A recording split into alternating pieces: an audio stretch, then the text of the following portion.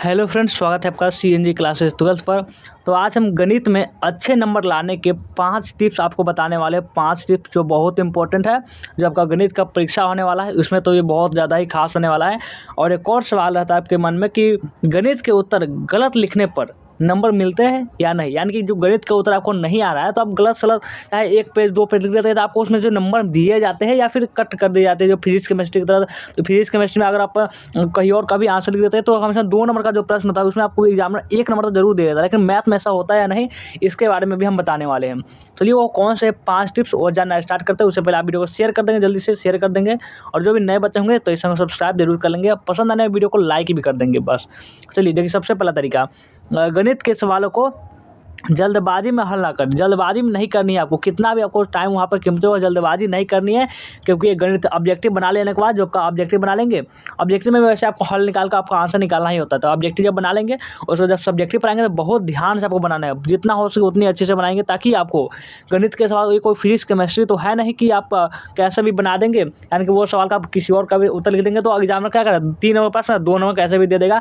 आप थोड़ा सा गलत भी कर देंगे चलेगा। लेकिन मैथ है, इसमें आपको अगर सही पर बनाएंगे, यानी कि आप अगर सही बनाएंगे, जब क्वेश्चन का आंसर होगा अगर सही बनाएंगे तो ही आपको ये नंबर मिलेगा। वही तभी आपको नहीं तो फिर आपको नहीं दिया जाएगा नंबर। अगर मान के चलिए 5 नंबर का कोई प्रश्न है, आप उसमें पूरा गलती बना दिए तो आपको हो सकता है कि 1 नंबर दे या फिर उसमें या फिर ये भी नहीं ना दे। यानी कि इस प्रकार से ये फिजिक्स केमिस्ट्री से बहुत अलग होता है। यानी गणित में आपको पूरा आप सही बनाएंगे तभी आपको नंबर दिया जाएगा, वरना नहीं दिया जाता है नंबर। गणित के सवालों को जल्दबाजी में इसलिए हल ना करें। जब आपका क्लियर था ना कि नंबर दिया जाता है या नहीं, तो ये नहीं दिया जाता है, ठीक है।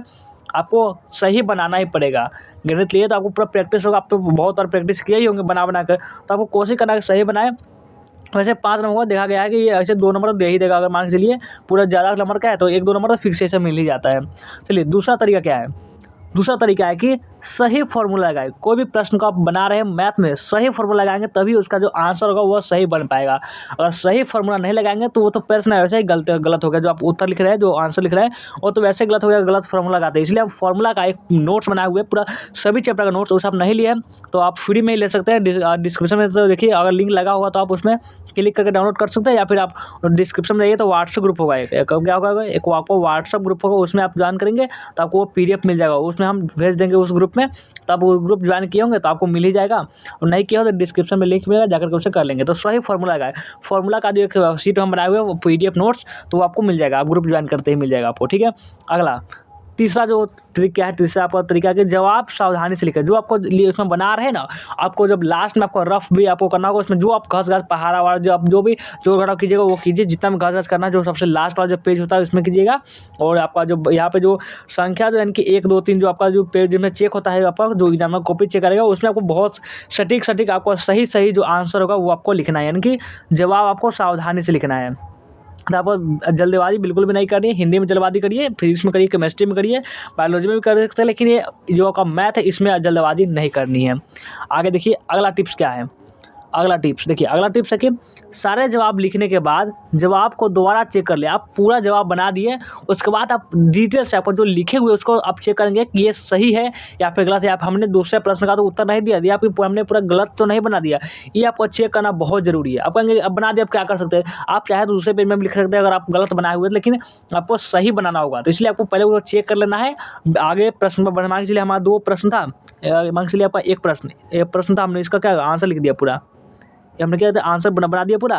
और इसका मतलब यहाँ से लेकर यहाँ तक और यहाँ तक होगा। अभी हम चेक करके कि हमने लिखा वो सही है या गलत है तो हम नेक्स्ट पेज में उसी प्रश्न को अच्छे तरीके से लिख देंगे। तो हमें कहने का मतलब ये था कि आपको ध्यान से आप आंसर लिख दे, उसके बाद 1-2 बार चेक कर ले कि हाँ ये हमने जो आंसर लिखा है वो सही है या नहीं। आप कहेंगे इसमें टाइम लॉस्ट होगा, तो क्या हो गया टाइम लॉस्ट हो गया था, गणित तो आपको वैसे ही समय लेगा ज़्यादा। चलिए आगे देखते हैं। अगला 5वां जो क्या तरीका है अगर अच्छा मार्क्स लाना है गणित में, तो गणना करने के तेज और आसान तरीके से गणना करने की, यानी आप जोड़ घटाव करो। आप मान के चलिए अभी 35 को 36 को वो जोड़ने में आप लगा दिए 2-3 मिनट, तो आपको बहुत टाइम लॉस लगेगा। इनके इस समय आप तेज होना चाहिए।